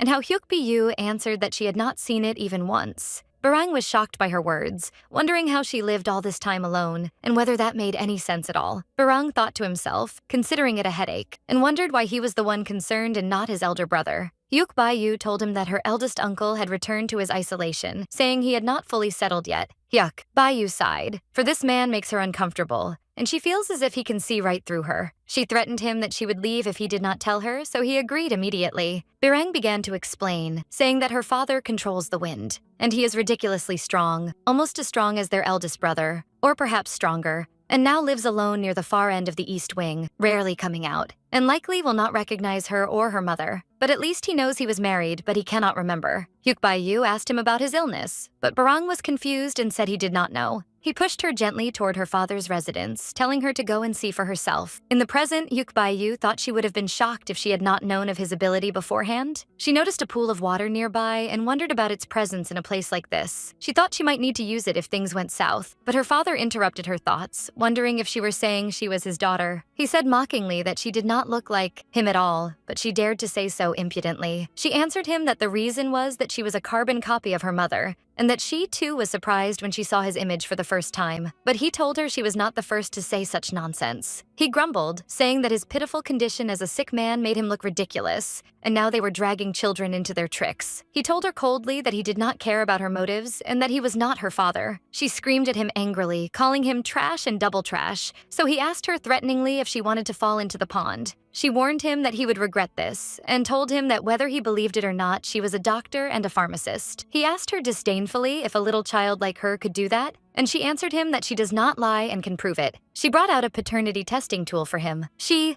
explained to him that they would put a drop of blood from each of them on it. If they were related by blood, it would turn blue. Otherwise, it would turn black. And she told him she only needed 1 drop of blood. He pricked his finger and put a drop of his blood on the tool. She held it proudly and showed him the result, telling him it had turned blue. She wondered in surprise to herself how this place possessed something like a paternity test, and explained that thanks to the cases of illegitimate children of nobles, these reagents are more widespread here than on Earth. Her father told her that things like this can be easily manipulated, but she denied it, and told him to go out and examine the matter for himself to know if it was real or fake. She asked him if he wanted her to give him some of her blood to test for himself. He looked at her sarcastically and said that seeing how she treats her body recklessly, he believes she is of his blood. Hyuk Bayu told him that nevertheless, she must say what must be said, for what she wants to say does not concern whether they are related by blood or not. She confidently declared that she was his daughter and had come to treat him, asserting that she would heal his illness. And so she asked him to enter into a contract with her to be her guardian and help her. She took out a water bottle and offered it to him, saying that the treatment of the greatest doctor on the continent would be free and without interest, and all he had to offer was his work. She used her water power to show him proof of her words. Her father noticed she was using her powers, so he asked her to diagnose his condition. She asked him if he wanted her to do it now, and he answered in the affirmative. She agreed and unleashed her water power, which surrounded him. She thought to herself that she was planning to do that anyway, but she did not expect him to agree so easily. She had treated diseases related to memory symptoms before, but she had never treated a disease exactly like her father's. She expected medicinal ingredients and prescriptions to appear to her, as happened with her two uncles. But nothing appeared. No ingredients, no recipes, nothing at all. She realized with shock that such results usually only appear when diagnosing the dead, and with the exception of the terminal illness she saw in her third life, she had never seen such results from a living person before. She wondered in despair if this meant she could not treat this person. Shock appeared on her face, and she realized it. The water faded from around him. He asked her calmly if she saw any answer. He told her she was in the end like the rest, and asked her to return now if she understood. He added that he would not hold her accountable for her false claim that she was his daughter. She clenched her fist tightly and said she had not lied. She admitted that she could not find the answer immediately, but her powers are real, and she had already shown him that she was a real pharmacist and doctor. She asked him angrily if he still did not understand after seeing all that. She insisted she was truly his daughter, and wondered why she would lie about something like this. She asked him if he thought she came here because she wanted to. She explained that she was forced to go to the market whatever the cost. For regardless of medicinal ingredients, there are many reasons to go there at this time. And whether he liked it or not, she had to convince him, for she knows he did not choose to get sick. She told him that nevertheless, he remains a truly terrible father, and expressed her hope that he would realize that one day. So he answered her coldly that, if she had finished saying all she wanted, she should get out of his sight now. So she turned her back on him and left in silence. Hyuk screamed angrily, wondering who was joking, and asserting that he is her father. Then she scolded him, asking who said he could not be cured, and mentioned that he gives up faster even than her uncle and her eldest uncle. She looked at the pond and thought that its water looked clean enough, and that there was no time to hesitate. It was a gamble, so she jumped in the water. She was surprised that the water was surprisingly clean. She said it was good and she could use that, then decided to use her final ability. Her father jumped into the water to save her, and she came out trying to catch her breath. She coughed hard, her father asking her angrily what the hell she was doing, explaining that this pond might look shallow, but its depth is great. She thanked him with a bright smile. Her father was surprised, so she told him she took back what she said about him being trash, for he saved her and was kind. He asked her if she had jumped on purpose, and she replied that she had her reasons, then asked him to submerge her in the water for a short time. He agreed to her request and submerged herself and the patient, her father, in the clean water. Now all the conditions for activating her ability had been met. Her father looked at her in amazement. A huge aquatic spirit beast appeared. Then it opened its mouth and swallowed the two of them inside it. Inside the water, Hyuk Bayu said she would start the treatment now. She revealed her 3 abilities. The first is healing her wounds using water. The second is diagnosing the patient and knowing the necessary ingredients for his medicine. And the final ability, which she had never revealed to anyone before, is the ability to heal a patient in exchange for her lifespan. A tree representing her total lifespan appeared before her. She wondered how much lifespan she would need to use to treat this disease completely. A shocking result appeared before her. It would require all of her remaining lifespan. She wondered in despair if this meant she would die after treating her father. She realized there was no other choice, and that for now, it was better to focus on improving his condition rather than a complete cure. She decided to focus on restoring some of her father's memories instead. Meanwhile, inside Hyuk Bae-ho's memories, Barang was begging his elder brother Hyuk Bae-ho to let him go out instead of him, just for once. Hyuk Bae-ho refused, saying he could not switch because he had a reason to go out. Barang mocked him, saying he was going to see that eldest sister again, and that was what their eldest brother said, and wondered if he was trying to escape because he was infatuated with her. Hyuk Bae-ho was embarrassed and asked if it was that obvious. Meanwhile, Hyuk Bae-yu was under the water, recalling a memory of her mother asking Hyuk Bae-ho to include the character you in her daughter's name. Hyuk Bae-yu saw her father with a woman in the garden and wondered if she were that woman, but she answered herself in the negative, saying that woman looked like her but was much more beautiful than her. Then she understood that woman was her mother. She regained consciousness from the memory and came out of the water. Her father was still standing in his place with a bewildered expression. So she asked him what he thought of her treatment. So he held her shoulders and asked her in shock who she was. And he told her that however great any individual's talent in the family was, there had never been someone like her, and asked her again about her reality. But she asked him to be silent by placing her finger on her lips, and she answered him with a mysterious smile that this was her trade secret. And she explained that her ability to treat diseases in exchange for her lifespan is a secret,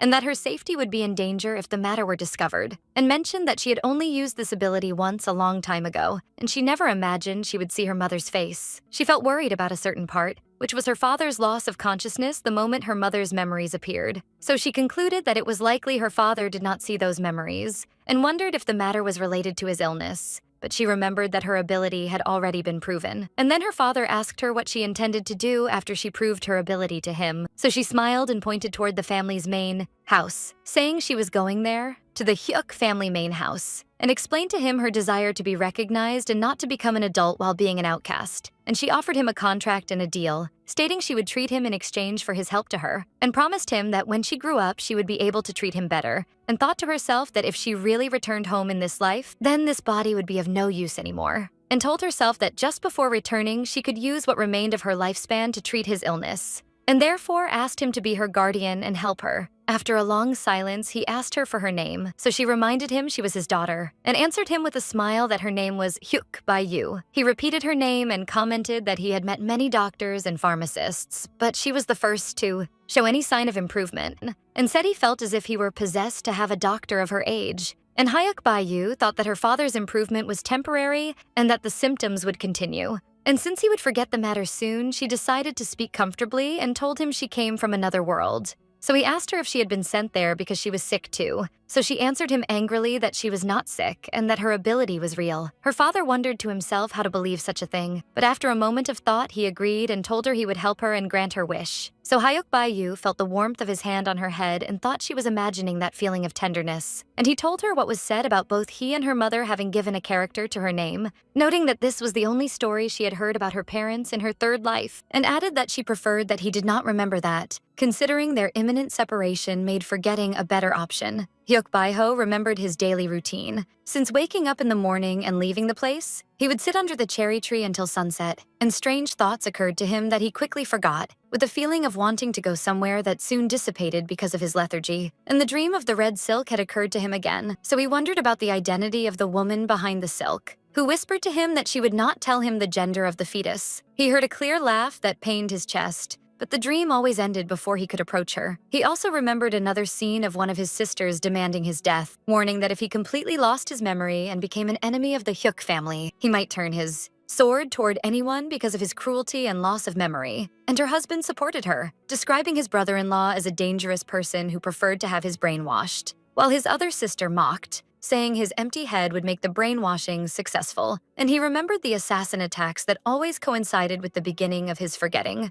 wondering about the identity of their sender this time among his sister or his brother-in-law or the family head, and decided that he did not intend to die quietly despite his feeling of exhaustion. And while he was standing at the pond, he remembered Hyuk Bae-yu's question about his opinion of her treatment and her request to accompany her to the market, so he finally called her his daughter. Hyuk Bae-yu woke up in her bed tired and wondered how she returned yesterday, so she remembered her excitement after the contract and her collapse on the way back as a result of exhausting her energy and the weakness of her childish body, and wondered if Hyuk Gae-won was the one who brought her. Someone interrupted her thoughts by asking her if she had slept well, so she screamed in panic and called him "Mother!" Then she told him he had startled her and asked him for the reason of his presence, and he answered he was watching her. because he entered a stable phase and wanted to see the face of their savior, which made her feel uncomfortable toward his smile. Hyuk Baiwoo woke up to find her eldest uncle, Hyuk Baiwon, watching her with a smile, and when she tried to pull away in surprise, he held her gently. He playfully wondered why she was trying to dodge him, expressing his sadness if she were to run away from him. As she was shouting at him to stop, he asked her not to just call him by the title uncle. He explained to her with feigned seriousness that from now on she must call him Great Uncle. Hyuk Baiwoo was filled with confusion by his strange request and wondered to herself about the meaning of his words. But she refused his request, asserting that she would call him whatever she wished and asking him to leave her alone. However, he misunderstood her resistance, thinking she was enjoying his attention, and hugged her tightly while playfully offering himself to her, saying that if she wanted him, he was all hers. She shouted at his face in anger, denouncing what he was saying, so he went further in his joking and offered to give her his son, Gaiwan, along with him in one deal, which Hyuk Baiwoo flatly rejected. At that moment, Gaiwan entered carrying a breakfast tray and had overheard the conversation between them. Gaiwan felt disappointed, saying that it was possible she didn't really want him. Baiwon was struck with shock and intense embarrassment at the sight of his son, while Hyuk Baiwoo was surprised by his presence and wondered when he had arrived. At the breakfast table, Hyuk Baiwoo tried to justify her awkward position, pleading with him not to misunderstand what had happened. Gaiwan replied to her calmly, promising that he would forgive her on the condition that she finished all her food, which greatly relieved Hyuk Baiwoo. Hyuk Baiwoo began eating her food with enthusiasm and joy, promising that she would finish her entire plate. But Baiwoo was interrupted when he asked her if she knew that the porridge in her bowl contained beef, while their food contained chicken, in reference to the special care she receives as a patient, which made her choke on her food from the sheer surprise. Hyuk Baiwoo coughed hard, and Gaiwan rushed to her in concern. But Baiwon quickly regained his composure and looked at Hyuk Baiwoo with admiration, commenting that she was a strong and tough girl and that he liked that. Then his features turned serious and he offered his sincere apology to her, explaining that he did not know of her suffering, for he had thought all along that she was living a prosperous life in the main house. He told her that the reason for this belief was that her mother had rendered a great service to the family. These words piqued the curiosity of Hyuk Baiwoo, who knew almost nothing about her mother, for she had always felt that there was someone who intentionally hid everything related to her. In all her previous lives, she had not been able to find out the truth, as either her mother had already passed away by the time she regained her memories, or she had left the family herself. Baiwon continued his apology, admitting that due to his illness, he did not even know of her presence in the East Wing. Hyuk Baiwoo realized the truth of his situation, for he was a man who spent most of his time out of his mind. So how could he care about his niece, who hardly meant anything in the eyes of the family? Hyuk Baiwoo shook her head in understanding, and Baiwon noticed that she might still be upset, so she suggested to them to go wash their hands. Gaiwan stopped her, saying that he would prepare warm water for her. Then, Baiwon playfully suggested that he should chop some wood. He added, saying that since he is currently unemployed, he should at least perform the servant's work properly. But Gaiwan warned him against destroying anything, reminding him of his habit of using lightning when he gets angry. Baiwon commented that his son was harsh on him, while Hyuk Baiwoo was watching them and thinking about what strange people they were, offering her all this care just because she helped them once. Later, while she was sitting with her father under the tree, she told him what happened, so he asked her why she was telling him these things. In another place, Baiwon and his son Gaiwan were carrying wood, and annoyance was clearly visible on Baiwon. As Hyuk Gaiwan was walking beside his father, he asked him about the reason for his strange reaction that day. He explained that he meant what happened during his rampage episode, where he put the red ribbon on the door as a sign of regaining his consciousness, while in fact his episode had not yet ended. Baiwon realized what his son meant, and told him that the reason for that was his sight of blood. He explained to him that after his episode had calmed down a bit, he found a bleeding bird in the garden, and by the time he saw it, it had already passed away. Gaiwan commented that this matter had not happened before, and wondered with concern whether his father's condition was getting worse, but Baiwon answered him that he was not sure. Then he quickly regained his optimism, asserting that things would improve from now on, for the family's little genius, Hyuk Baiwoo, had promised to treat him. Meanwhile, Hyuk Baiwoo was telling her father, Hyuk Baiho, how her eldest uncle, Baiwon, had become an ally to her, even jokingly wondering if he should teach her father a lesson on her behalf. So Baiho asked her why she was telling him all this. She answered that she was alerting him in advance, for her uncle had become extremely protective of her and might attack him for a mere simple misunderstanding, so he must be careful. And she reminded him of his sharp temper that she felt in their first meeting, advising him that he must learn when to control his nerves and be patient.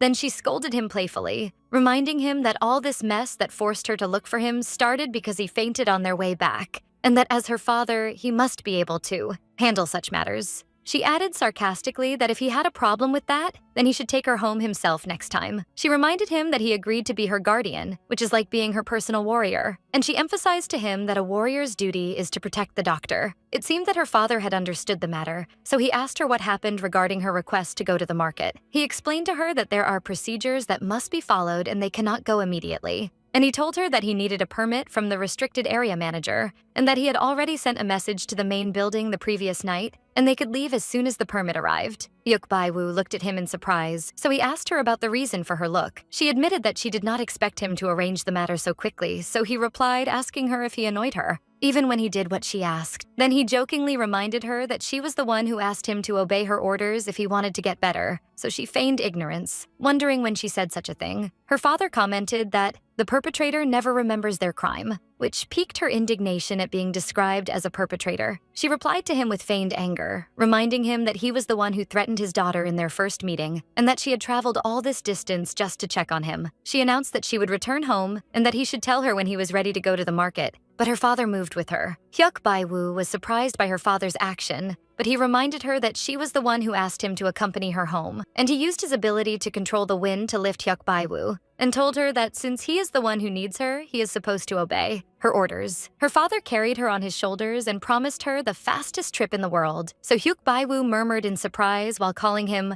father. He jumped into the air with immense speed, and she shouted at him to wait. While they were flying through the air, she shouted at him, calling him crazy, wondering what 3-year-old child rides a high-speed roller coaster like this. After they landed safely, Hyuk Bai-woo regained her composure. Her father asked her about her place of residence, and she thought to herself that she might be able to get out of the East Wing as long as she was with him. Later, she was struggling to grind some herbs in a large stone mortar, complaining that her small hands were constantly slipping. Hyuk Gai-won took the pestle from Hyuk Bai-woo's small hand. When she tried to take it back, saying she would do it herself, he mocked her gently, wondering what she could do with those small hands of hers. Gai-won scolded her for staying up late the previous night, and she answered him that she was preparing medicine for her uncles. She was thinking to herself that 2 days had passed since she last saw her father, and she had not received any news from him yet, so she had to occupy herself, even preparing a special medicine for him in case of any emergency. She wondered in concern when the reply she was waiting for would arrive, and threatened that she might storm the main building herself if it didn't come by tomorrow. At that point, Gai-won offered to take over the grinding task and for her to go get some rest. Gai-won noticed that she was very bad at asking for help,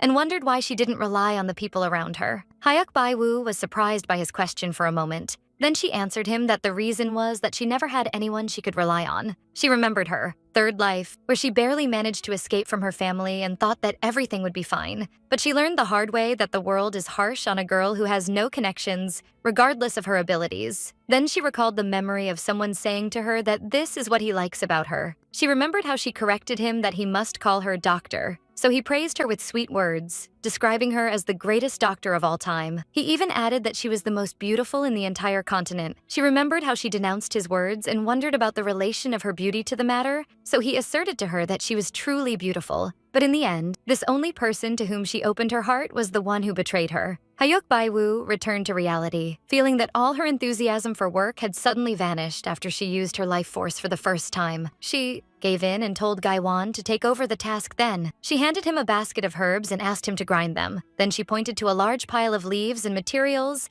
and asked him to take care of them as well. While Gai-won was struggling with the tasks, she was watching him smiling, thinking to herself that he should not think that making medicine is an easy matter. While she was contemplating her surroundings, she noticed that her eldest uncle, Bai-won, was not present, so she asked Gai-won about him. He told her that his father had gone to meet someone to inform him that he would not continue that work he told her about. He explained to her that his father went to the main building, that building located in the west wing of the Hyuk family properties, which looks like a wealthy small village unlike the deserted east wing, for it is home to a large number of people, from the head of the family to direct family members, and other branches. Hyuk Bai-woo wished she had known he was going there to ask him to inquire about the permit she was waiting for she thought that when he said he would meet someone, he meant a friend of his. She commented impudently that she didn't think her uncle had friends and apologized to Gaiwan immediately. He reassured her that he didn't mean for her to apologize, for his father is the type who might lose his friends due to his sharp tongue. Hyuk Bai-woo wondered if he was too harsh on his father. Then she asked him whether he had stopped doing that strange work because she asked him to do so, and he answered her in the affirmative. Hyuk Bai-woo was overwhelmed with joy and felt satisfied. Then she seriously warned her cousin, Gaiwan, against doing such a thing again. Hyuk Bai-woo advised him to use his power with his spirit beast for better things, which made Gaiwan smile in admiration. Then she asked him about his spirit beast, Thunder Beast. As soon as Gaiwan called it, the small yellow creature that looks like a fluffy chick appeared. The creature flew directly toward Hyuk Bai-woo and landed on her nose, causing her to sneeze. While she was sneezing repeatedly, Gaiwan asked it to stop bothering her and to return to him. Hyuk Bai-woo commented that the stubbornness of his beast must be inherited from him, which Gaiwan denied. She asked him if it would remain in the form of a fur ball forever. So Gaiwan told her that he didn't know, but his youngest uncle told him that its shape would change as it grows with him. He added that his uncle said that as it grows older, it will turn into a shape closer to a real animal, and that spirit beasts that resemble animals from the beginning are stronger. So Hyuk Bai-woo remembered that the spirit beast of the story's protagonist, Hyuk Ayan, was in the shape of a sparrow from the beginning. Hyuk Bai-woo commented that this is expected from a protagonist who possesses all the advantages, and that her uncle knows about spirit beasts more than she expected. Gaiwan explained to her that the reason for that was that his youngest uncle, Berang's dream was to become a scholar, which struck her with surprise. She wondered to herself how a character like her uncle could dream of being a scholar, and Gaiwan told her that he heard that from his father, and that the matter did not suit him. He added that there was a period in which he studied hard with her father because of the first aunt. So Hyuk Bai-woo wondered in shock how her father, the man who exposed a 3-year-old child to a roller coaster experience, could have scholarly inclinations. Hyuk Bai-woo commented that her uncle doesn't seem like the type that is fit to be a scholar either. Gaiwan decided to change the subject and suggested to her to go out for a moment, saying that he has something he wants to show her. He took her to a small piece of land that had been newly plowed. He told her proudly that this is a herb garden he made with his father for her. He explained to her that the place where she used to go was very far, and that given that the East Wing is deserted, suspicious people might appear in it. He promised her that he would move the herbs little by little, and that his father would bring everything he could bring as well. Hyuk Bai-woo felt deeply touched, for she knows very well how dangerous the East Wing is, and had faced that in her previous lives. But to receive such a sincere gesture, she remembered how she was kicked out and accused of stealing and begging in the past. This was the first time she received such pure good intentions without hidden motives. She murmured the word, "thank you," while looking at the ground in gratitude. Gaiwan noticed that she was not good at expressing her thanks either, which Hyuk Bai-woo denied. Suddenly, a familiar voice interrupted their silence, and Hyuk Daiwi and his followers appeared before them. Hyuk Bai-woo was shocked to see him, for Daiwi was happy to find them in a place like this after he had searched for them everywhere. Hyuk Bai-woo wondered about the reason for that pig's presence here again, and noticed the presence of 2 other people accompanying him. They were from the official Hyuk family warriors. Daiwi asked them arrogantly if this was the first time they saw his warrior guards, boasting that, unlike them, he possesses the qualifications of a pharmacist. Hyuk Bai-woo thought that the doctors and pharmacists of the Hyuk family are given the protection of warriors, and that Daiwi had obtained this qualification thanks to the support of his first aunt. Then, Daiwai pointed at them angrily, wondering if his warriors saw them, and asserting that they are the ones intended. Hyuk Daiwi angrily announced that these 2 scum were the ones who poisoned him.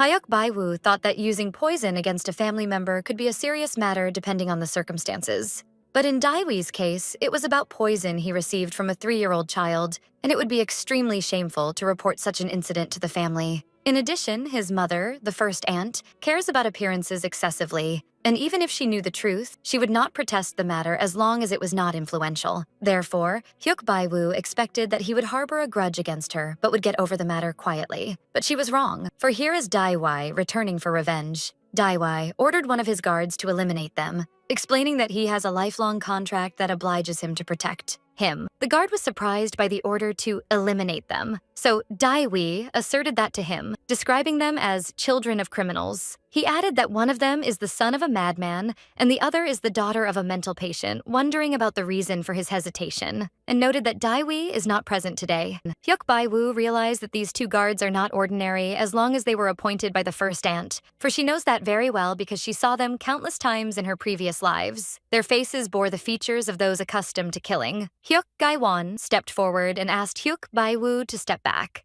Hyuk Bai-woo held him anxiously, warning him against fighting, for she knows that no matter how strong he is, he cannot face official warriors, especially from the direct guard.